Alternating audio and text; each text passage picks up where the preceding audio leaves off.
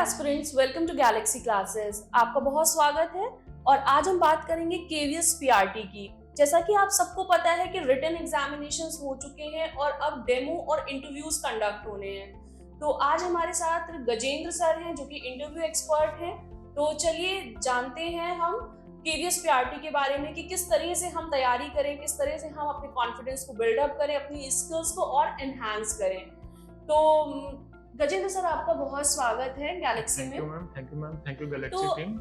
Gajendra sir, मैं पूछना चाहती हूँ कि अभी जो सबसे बड़ा कंफ्यूजन चल रहा है वो चल रहा है कट ऑफ का, राइट? तो कट ऑफ एग्जैक्ट तो कोई नहीं बता सकता है, लेकिन फिर भी आपके हिसाब से expected near by cut off क्या होनी चाहिए? आई थिंक अभी तक जो चर्चा में बना रहा जो कट ऑफ नियर अबाउट, वो जनरल की 120 प्लस जिनके मार्क्स हैं वो अपने आप को डेमो या इंटरव्यू के लिए तैयार रखें। और ओबीसी के जो वर्ग के लोग हैं उसमें 2-4 नंबर इधर उधर हो सकता है, तो मैं ये कह सकता हूँ कि 115 115 जो भी है उससे ऊपर वाले अपने आप को समझें कि वो डेमो और इंटरव्यू के लिए तैयार रहें। क्योंकि जो 2018 की वैकेंसी थी उसके हिसाब से मैं अनुमान लगा के बता रहा हूँ, और जो ये ST/SC हैं ये अगर 110 प्लस हैं तो अपने आप को श्योर ये समझें कि मतलब इनको बुलाया जाएगा डेमो इंटरव्यू के लिए, क्योंकि 4 फोल्ड या 5 फोल्ड बुलाते हैं, जितनी सीट होती है उससे 4 या 5 गुना। ठीक है। और रही बात EWS वालों की, तो EWS वाले अगर 105 या 110 के ऊपर हैं तो वो सेफ हैं। बाकी जो डिसेबल जो बच्चे हैं वो 100 के ऊपर हैं, मेरे हिसाब से उनको बुलाया जाएगा। डिसेबल मतलब जिसको कुछ पैर से दिक्कत है, हाथ से दिक्कत है, देखने में दिक्कत है, ये सारे बच्चे। ओके, ठीक है सर। तो आगे हम थोड़ा सा बात करते हैं टीचिंग स्किल्स के बारे में। जैसे कि अभी डेमो होने हैं तो उसके लिए इट्स लाइक इम्पॉर्टेंट है कि आपके अंदर कौन कौन सी स्किल्स होनी चाहिए, कौन कौन सी कैरेक्टरिस्टिक्स होनी चाहिए, तो आप उसके बारे में हमें कुछ बताइए। देखिए, अभी हम लोगों ने डेमो करा भी रहे हैं। डेमो इंटरव्यू हमारे गैलेक्सी क्लासेस में पूरी टीम के साथ हो रहा है, तो हमने कई बच्चों को बहुत डीपली देखा और जो कमियां पाई हमने ये देखा कि बच्चे बहुत जल्दी हेजिटेट हो जा रहे हैं, बहुत थोड़ा सा घबराहट उनके अंदर है और पढ़ाने में। हालांकि देखिए, पहली बार तो सबके अंदर होता है, ये मानना चाहिए। और थॉर्नडाइक का एक सिद्धांत भी हमें याद रखना चाहिए कि थॉर्नडाइक ने ये कहा कि सबसे पहले बच्चे प्रयास करते हैं, फिर थोड़ी सी मिस्टेक करते हैं। वो प्रयास और मिस्टेक जब एक साथ मिलता है तब जाके उसमें निखार आता है और हम उस चीज को करना सीखते हैं। तो 2 चीजें हैं, एक एफर्ट और एक एरर। तो अगर हम प्रयास कर रहे हैं तो हमें इस बात की खुशी रहनी चाहिए कि हम एक्टिव हैं, और गलती कर रहे हैं तो इस बात की भी हमें खुशी होनी चाहिए कि हम नियर अबाउट अपने लक्ष्य तक पहुंच रहे हैं। तो अगर हम नहीं पढ़ा पा रहे हैं 2-4 दिन 5 दिन, तो इससे हमें घबराना नहीं चाहिए।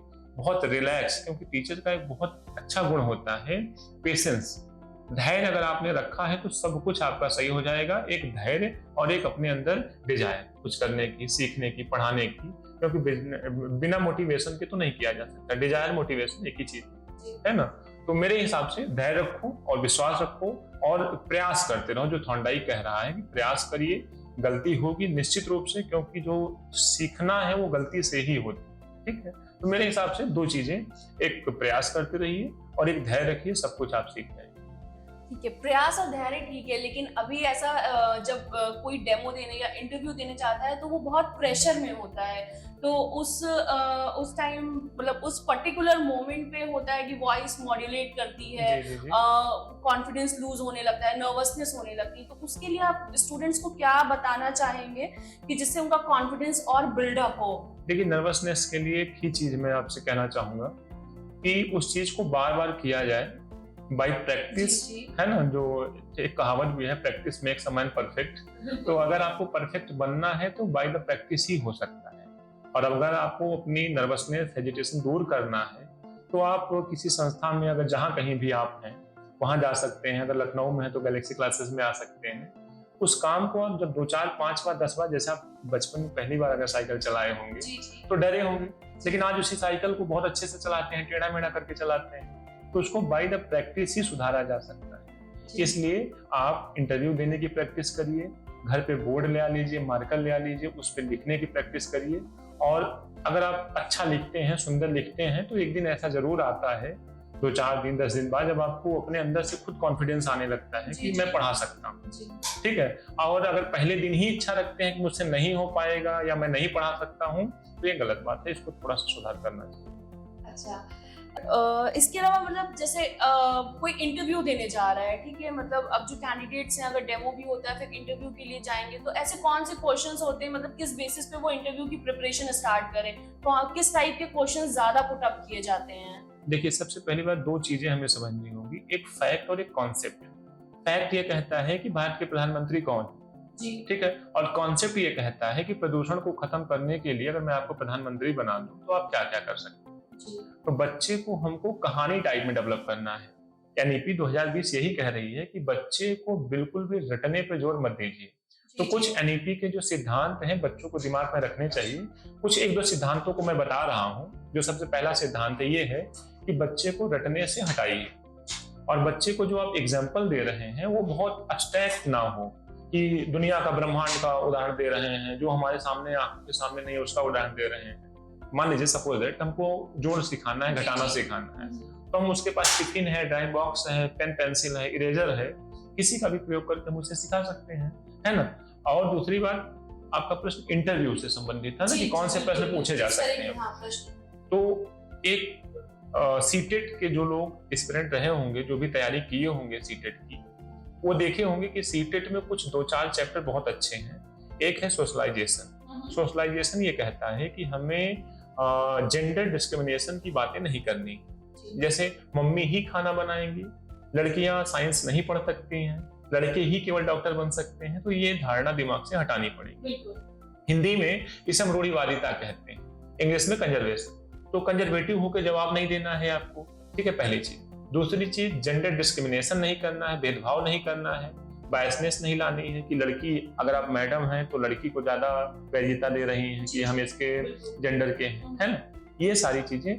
और एक चीज, सबसे बड़ी चीज, फ्लेक्सिबिलिटी। एक अच्छे टीचर के अंदर हमेशा फ्लेक्सिबिलिटी होनी चाहिए। फ्लेक्सिबिलिटी कहने का मतलब according to the situation your behaviour, है ना।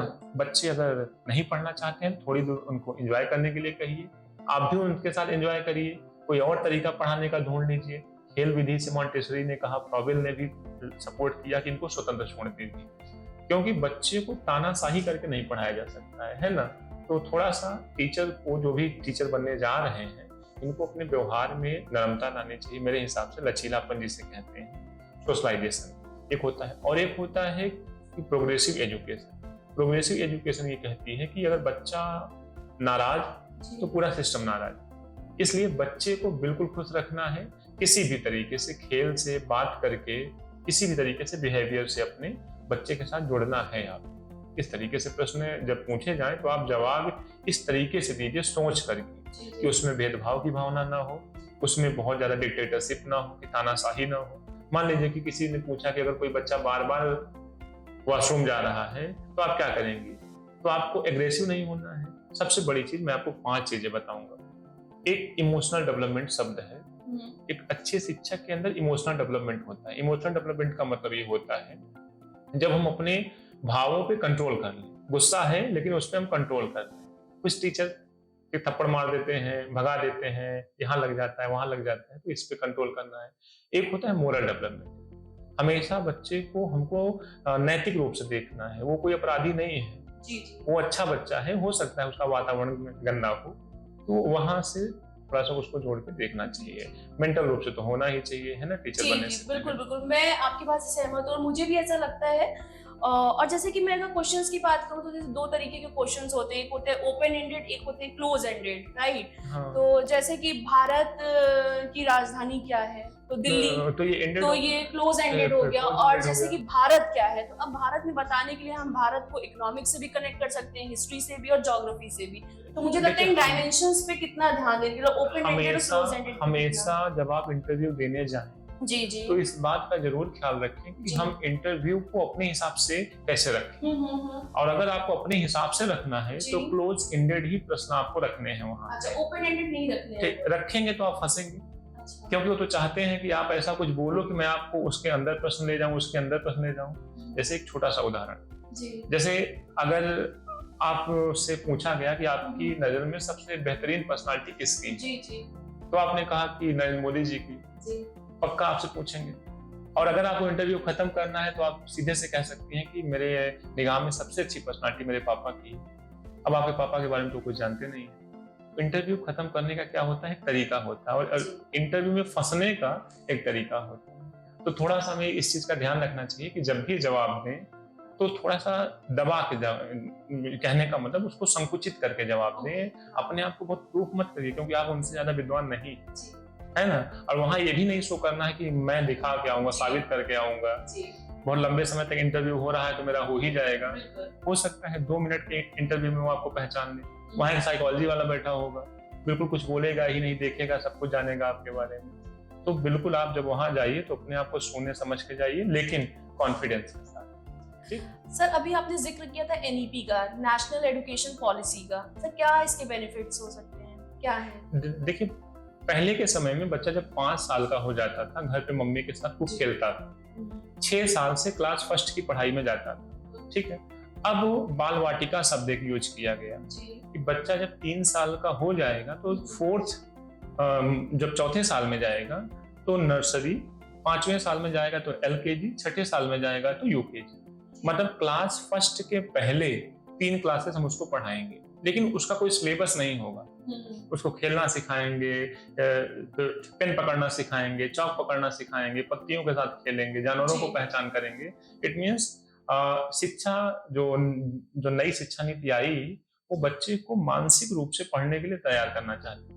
और क्लास फर्स्ट में ही जब हम पहली बार पढ़ने जाते थे तो हम ईयरली एग्जाम में फेल हो जाते थे या रिजल्ट उतना अच्छा नहीं दे पाते थे। कहने का मतलब सीधा था, जब एक क्रिकेटर ग्राउंड में जाने से पहले 2-3 घंटे नेट पे प्रैक्टिस कर लेता है तो कॉन्फिडेंस के साथ बैटिंग करता है। वैसे ही बच्चा जब क्लास फर्स्ट में बैटिंग करे, इट मीन्स वहां पढ़े लिखे सीखे, तो उसके पहले 3 साल वो नेट पे प्रैक्टिस कर चुका हो। नेट मीन्स बाल वाटिका, आंगनवाड़ी या प्री प्राइमरी स्कूल। ये एनईपी कह रही है। और एनईपी ये कह रही है कि बच्चे का सर्वांगीण विकास करना है। मिड डे मील की जो गुणवत्ता थी उसको बढ़ा दिया गया है, अब गुड़ वगैरह दिया जा रहा है, मूंगफली वगैरह दिए जा रहे हैं। ये सब एनईपी में बताया गया है, ऐसा नहीं मैं अपने से बता रहा हूँ, है ना। मानसिक रूप से तैयार करना है, सामाजिक रूप से तैयार करना है, इमोशनल, मोरल, लैंग्वेज के फॉर्म में भी तैयार करना है। कोठारी आयोग ने 1966 में अपनी रिपोर्ट सौंपी। उन्होंने कहा कि बच्चे को कम से कम 3 भाषा आनी चाहिए। इसी को हम त्रिभाषा सूत्र कहते हैं। तो त्रिभाषा सूत्र भी आपसे पूछा जा सकता है, किसने दिया? कोठारी आयोग ने। और सबसे बड़ी चीज, इंटरव्यू मेरे हिसाब से डिपेंड ऑन योर नॉलेज और depend on your mental ability. Knowledge, देखिए, समझदारी अलग है और ज्ञानी होना अलग है। हर ज्ञानी व्यक्ति समझदार नहीं है, समझदार व्यक्ति ज्ञानी नहीं। वहां इंटरव्यू में आपको दोनों होना है, समझदार भी होना है और ज्ञानी भी, नॉलेजफुल भी होना है और अंडरस्टैंडेबल भी होना है। अच्छा, अब मैं थोड़ा सा फिर आती हूँ थोड़ा डेमो की तरफ। तो मतलब आपके हिसाब से जो क्लास है, तो मतलब वो बहुत लंबी होना मतलब कि बेनिफिशियल होती है कि मतलब छोटी हो? क्या स्टैंडर्ड एक ड्यूरेशन होना चाहिए क्लास का? देखिए, इसको मैं बच्चों को एक उदाहरण के साथ समझाना चाहता हूँ। अगर मैं आपको बहुत ज्यादा खाना दे दूं और उसमें कोई टेस्ट ना हो तो भी वो बेकार है, और बहुत कम दे दूं तो भी वो बेकार है। तो एक होता है वर्ड साइंस में यूज किया जाता है, बैलेंस डाइट, संतुलित भोजन। तो संतुलित भोजन का मतलब थोड़ा हो लेकिन अच्छा हो। तो आप बहुत लंबे समय तक मत पढ़ाइए, ना बहुत कम समय तक पढ़ाइए कि जाइए 2 मिनट में noun is the name of any person, place और थिंग्स, दैट इज। तो ये नहीं करना है। आप कम समय लीजिए लेकिन अच्छा पढ़ा के आइए। कुछ ऐसे एग्जांपल्स दीजिए जो बच्चों को या जो वहाँ इंटरव्यू में बैठे हैं उनको लगे कि हाँ, आप प्रैक्टिकल आदमी हैं। अच्छा, एक टीचर मतलब जैसे कि क्लास में अगर एंटर कर रहा है तो क्या उसकी पर्सनालिटी होनी चाहिए, क्या वॉइस मॉड्यूलेशन होना चाहिए, कैसी पिचिंग होनी चाहिए, उसके बारे में आप कुछ बताइए मुझे। देखिए, बहुत अच्छा प्रश्न है ये अक्सर बच्चों को ध्यान में नहीं रहता है। जैसे आप हमेशा देखी होंगी कि बच्चों का ड्रेसिंग सेंस गड़बड़ होता है ना। हमेशा first impression is the last impression. अगर आप इधर से बाल कटवा के चले जाइए पूरा इंटरव्यू देने, तो पक्का आपसे केवल वैसे ही प्रश्न पूछेंगे जिस प्रकार की आपकी personality. And there is the 2 part of the personality. जो पर्सनालिटी, हमारी जो वर्ड है पर्सनालिटी, ये 2 है, एक एक्सटर्नल और एक इंटरनल। एक्सटर्नल में हमारे जूते, हमारे कपड़े, हमारी हेयर स्टाइल, ये सब आता है। सेविंग वगैरह, वॉच वगैरह कहाँ लगाए हुए हैं, कैसी वॉच है, वो सब आता है। और इंटरनल में हम क्या सोचते हैं, कैसा बिहेव है, बोलने की स्टाइल हमारी क्या है, क्या हम जबरदस्ती तो नहीं मुस्कुरा रहे हैं, क्या हम बहुत ज्यादा सीरियस तो नहीं है। तो there is the two part of the personality. एक अच्छे शिक्षक को, इट मीन्स एक अच्छे विद्यार्थी को इंटरव्यू देने जाते समय पर्सनालिटी के दोनों फैक्टर्स पे इम्प्रूवमेंट करके जाना चाहिए मेरे हिसाब से। उसका ड्रेसिंग सेंस बढ़िया हो, प्रोफेशनल हो, बहुत कलरफुल ना हो, है ना, बात करते समय बहुत धैर्य रखे, नहीं बता पाएगा, लाइफ थोड़ी ना खत्म हो जाएगी। ये सोच के जाओ कि रिजल्ट क्या हो सकता है, ज्यादा से ज्यादा मेरी लाइफ तो खत्म नहीं हो जाएगी। जो भी जवाब दें बहुत अच्छे से, उनको लगे कि हाँ आप टीचर बनने योग्य हैं, और उनसे आर्ग्यूमेंट मत करिए। अगर वो आपको फंसा रहे हैं तो सॉरी सर कह के, बड़े आराम से सॉरी सर कह के नेक्स्ट की तरफ ले आइए। कुछ बच्चे बहस कर लेते हैं, नहीं सर ऐसा नहीं, हमने 3 ही प्रकार का नाउन पढ़ा हुआ है ना, तो वो तो आपसे बहुत नॉलेजफुल है। और एक्सेप्टिव जो थोड़ा सा होता है, स्वीकार करना, एक्सेप्टेंस, हाँ, आपके अंदर वो गुण होना चाहिए। जी बिल्कुल। छोटा बोले तो भी स्वीकार करो, बड़ा बोले तो भी स्वीकार करो। जैसे किसी, अभी वर्ड यूज किया गया, कोई बच्चे हैं जैसे कहते मैम आप बहुत अच्छी लग रही हैं, ना तो आप इसको अपना बड़ाई समझिए, ना तो आप इसको नेगेटिव ढंग से लीजिए। थैंक यू बेटा, तुम भी बहुत अच्छे लग रहे हो। ये एक टीचर का गुण होता है। लेकिन कभी कभी ऐसा भी तो होता है कि जैसे कोई डेमो दे रहा है या कोई पढ़ा रहा है, वो व्यक्ति सही है और किसी ने उसको कंफ्यूज करने के लिए बोला ऐसा नहीं है ऐसा, और अगर वो आर्ग्यूमेंट होगी तो वो किस हद तक सही है। देखिए, कहने का मतलब ये है कि बच्चा क्या करता है जी। जैसे घर में बच्चे क्या करते हैं वो मायने नहीं रखता, लेकिन पेरेंट्स क्या करते हैं वो जरूर मायने रखते हैं। तो उम्मीद हमको बच्चों से नहीं है, केवीएस को उम्मीद बच्चों से नहीं है। उम्मीद किससे है? जिसको हम कुछ मतलब इंटरव्यू डेमो लेके बुला रहे हैं। आपको किसी भी परिस्थिति में अपना जो इमोशनल डेवलपमेंट है उसे बेकार नहीं करना। लेकिन इस परिस्थिति में कैसे वो समझाएं अपने आप को कि नहीं, मतलब वो सही है? सबसे पहली चीज है इग्नोर। जी।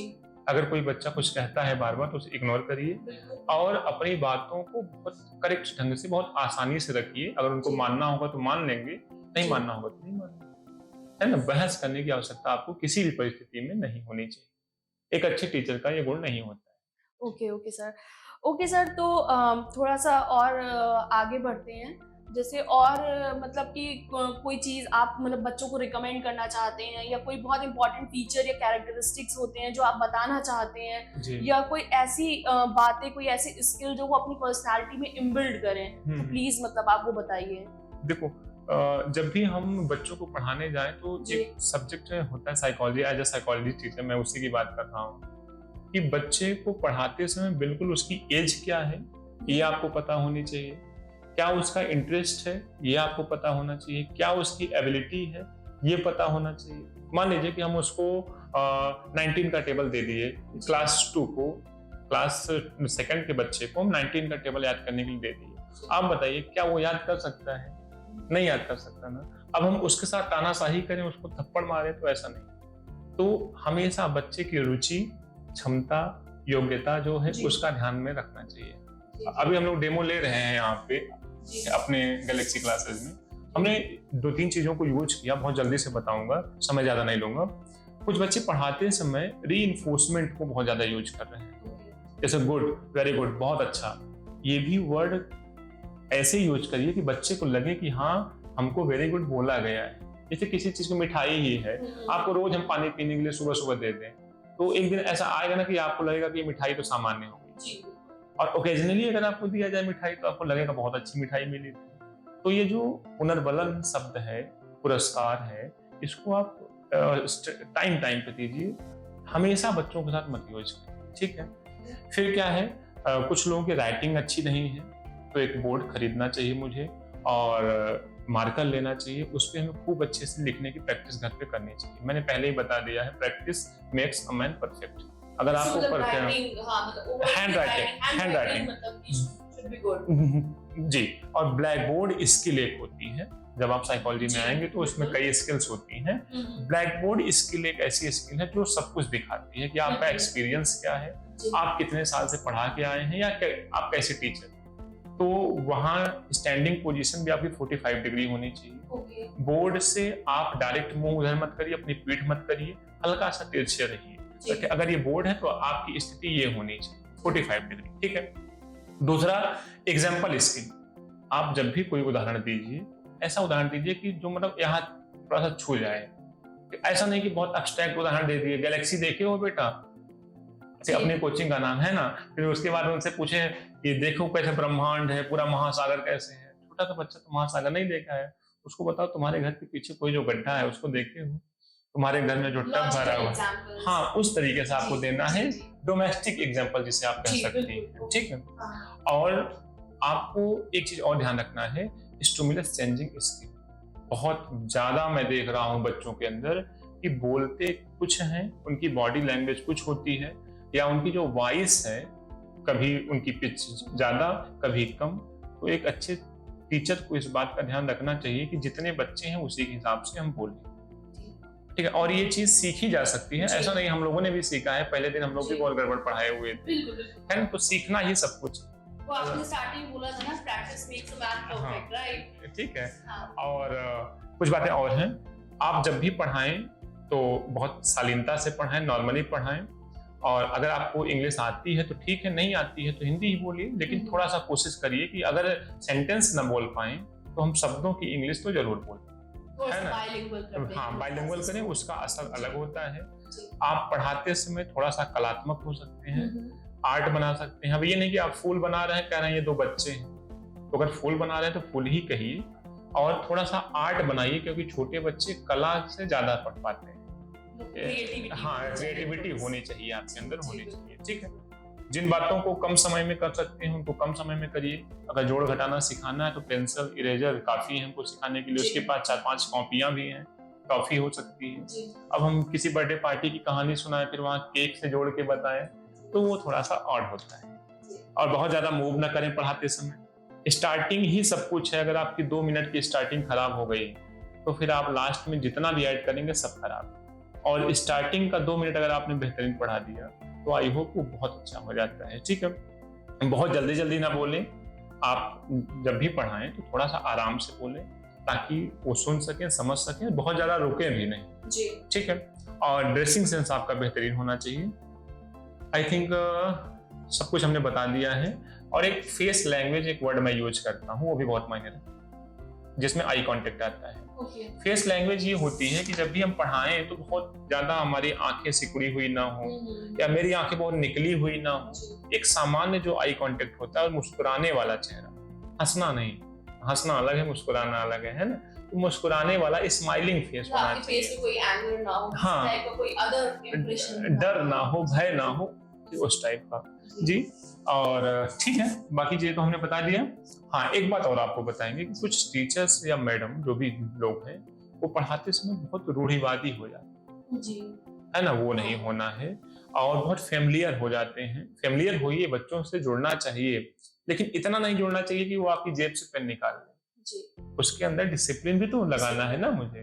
तो सब कुछ वो अपने टीचर से ही सीखेगा, इसलिए टीचर को हमारे हिसाब से इन सारी बातों का ध्यान रखना चाहिए। ओके, तो जैसा कि सर ने बताया कि बहुत इम्पॉर्टेंट पॉइंट्स हैं, जैसे ड्रेसिंग सेंस, आप किस एंगल में खड़े हैं, और आपका वॉइस मॉड्यूलेशन किस तरह का होना चाहिए, आपका लेक्चर स्पीड कैसा होना चाहिए। तो आई थिंक ये सारे जो पॉइंट्स हैं, इन पे वर्क अगर आप सब लोग कर ले जाएं, जो लोग भी डेमो की तैयारी कर रहे हैं, इंटरव्यू की तैयारी कर रहे हैं, या अन्य किसी भी एग्जाम की तैयारी कर रहे हैं जिसमें ये सारी चीज़ें इंपॉर्टेंट हैं, तो आई थिंक आपको सक्सेस पाने से कोई रोक ही नहीं सकता है। क्यों सर? जी, और हम इस पे 1 घंटे का 1.5 घंटे का वीडियो भी ले आ रहे हैं। अच्छा। पूरा डेमो कैसे करें और इंटरव्यू कैसे करें, इसके लिए पूरा मतलब मैं क्लास बना रहा हूँ, पूरा सेशन चलेगा। ये तो हमारा छोटा सा इंटरव्यू था, ये ऐसा समझिए कि उस क्लास का एक ये इंट्रोडक्शन था। जी। आपको मैं पूरी क्लास भी देने वाला हूँ कि क्या क्या स्किल्स आपके अंदर होनी चाहिए, क्या क्या मेथड्स आप प्रयोग कर सकते हैं। जैसे छोटे बच्चों के लिए एक वर्ड है इंडक्टिव मेथड। इंडक्टिव मेथड का मतलब होता है जब भी हम कुछ पढ़ाने जाएं तो पहले उसका एग्जाम्पल फिर रूल। बड़े बच्चों को कैसे पढ़ाया जाता है, पहले रूल फिर एग्जाम्पल। तो ये आपसे इंटरव्यू में भी पूछा जा सकता है कि अगर आप प्राइमरी के टीचर हैं तो इंडक्टिव और डिडक्टिव में किसको यूज करेंगे जी। तो हमको तो इंडक्टिव को यूज करना, आगमन विधि को यूज करना है। आगमन विधि का मतलब पहले उदाहरण, जैसे ये वॉच, ये मोबाइल, ये चेयर, ये कैमरे, ये सब किसके उदाहरण हो सकते हैं, एग्जाम्पल हो सकते हैं, ये सब नाउन के उदाहरण हैं। पहले हमने एग्जाम्पल बताया, फिर क्या सिखाया, रूल सिखाया, इस टाइप से। ठीक है सर, तो अब मेरा एक लास्ट क्वेश्चन आपसे है कि आप कुछ मतलब कि स्टूडेंट्स को कोई बुक या कुछ भी रिकमेंड करना चाहेंगे क्या, कि वो किस तरह से और कहाँ से अपनी तैयारी देखिए, मार्केट में कट कॉपी पेस्ट ज़्यादा चल रहा है, तो मैं बच्चों को मतलब ऐसा नहीं करूँगा कि वो थोड़ा ट्रैक से बाहर हो जाएं। मैं ये कहूँगा कि अगर आपको लगता है कि कुछ पढ़ना चाहिए तो साइकोलॉजी का जो सीटेट का 2 चैप्टर मैं बता रहा हूँ, socialisation and child centred education and progressive education, ये 2 चैप्टर आपको पढ़ लेना चाहिए किसी भी किताब से। बाकी अगर आप हमारी संस्था से जुड़ सकते हैं, अगर पॉसिबल है, तो मैं बहुत ज़बरदस्ती भी नहीं कर रहा हूँ, अगर आप जुड़ना चाहें तो हम लोग बहुत अच्छा काम कर रहे हैं, पूरे एक्सपीरियंस के साथ कर रहे हैं। डेमो भी चल रहा है, इंटरव्यू भी चल रहा है, बोर्ड लगे हुए हैं, लगभग 100 से 150 बच्चे प्रैक्टिस कर रहे हैं और अभी बच्चे भी वेटिंग लिस्ट में पड़े हुए हैं, है ना, मतलब आने वाले हैं। तो अगर आप हमसे जुड़ सकते हैं तो ये द बेस्ट हो सकता है। बाकी वो 1-2 चैप्टर साइकोलॉजी का आप पढ़ सकते हैं। ऐसी कोई भी किताब नहीं है जो आपको इंटरव्यू सिखा सके या डेमो सिखा सके, ये बाय द टीचर ही हो सकता है। और अगर टीचर्स अगर आपके पास में अवेलेबल हैं तो आप उनसे भी सीख सकते हो, यही एक तरीका हो सकता है। बाकी कॉन्फिडेंस बनाए रखना चाहिए। ठीक है, आदमी ही है जो सब कुछ कर सकता है ना। भरोसा रखिए, खूब अच्छा सा भरोसा रखिए, ईमानदारी से प्रयास करते। मैं थॉर्नडाइक को बहुत मानता हूँ साइकोलॉजी का टीचर होने के नाते। थॉर्नडाइक मेरे जीवन में बहुत इफेक्ट किया, क्योंकि कुछ भी अगर आपको हासिल करना है तो सबसे पहली चीज प्रयास, और उस प्रयास में मिलने वाली असफलता से आपको उदास नहीं होना है। उस प्रयास असफलता जब मिक्स होगा ना तो एक दिन जरूर आपकी जीत निकल कर सामने आएगी। ये बहुत अच्छी बात है sir, thank you so much. Thank you. तो उम्मीद करते हैं कि आपको ये एक छोटा सा सेशन है जो पसंद आया होगा और जो आपको आगे बेनिफिट करेगा। आप लोग की कोई भी क्वेरी हो तो आप कमेंट बॉक्स में डाल सकते हैं, हमारे एक्सपर्ट्स आपको जल्दी उसका रिप्लाई करेंगे। और ऐसे ही वीडियोस के लिए आप हमारे चैनल को लाइक एंड सब्सक्राइब करिए। थैंक यू सो मच, नमस्कार एंड ऑल द बेस्ट।